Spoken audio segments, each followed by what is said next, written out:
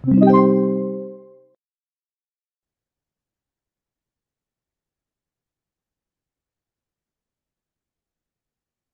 next. Suppose the cost C of removing P% of the particulate pollution from an exhaust gases at an industrial site is given by C is equal to 8,100 P over 100 minus P, where P is greater than or equal to 0 but less than or equal to 100. Kasi nga percentage siya, no? So, determine the horizontal asymptote ng graph ng function. Okay.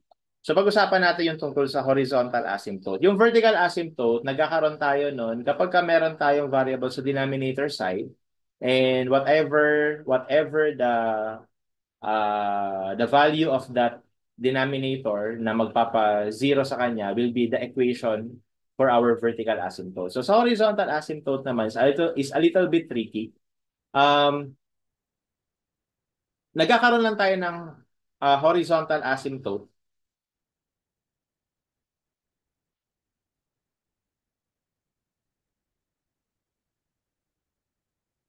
So nagkakaroon lang tayo niyan para sa mga function in the form, meron kang numerator na function, tapos meron kang denominator na function, no? Kapag ganyan. So kagaya nito, meron kang numerator, meron kang variable sa numerator at sa denominator. So kapag daw yung degree ng numerator ay mas mababa sa degree ng denominator, pag sinabi natin degree, yung highest exponent, no? Automatic daw na yung horizontal asymptote is y equals 0. Yan na kagad yung sagot, y equals 0, no? Pero kapag yung degree ng numerator ay equal sa degree ng denominator, so parehas sila kunwari na quadratic, parehas sila na cubic, no? So yung horizontal asymptote is automatically y equals c, where c is the ratio of the leading coefficients of the numerator and the denominator. So pag sinabi natin leading coefficient, yung coefficient ng highest degree or highest exponent. Okay? Kapag parehas sila ng degree. And then finally, kapag yung degree ng numerator ay mas malaki sa degree ng denominator, ibig sabihin yan, walang horizontal asymptote.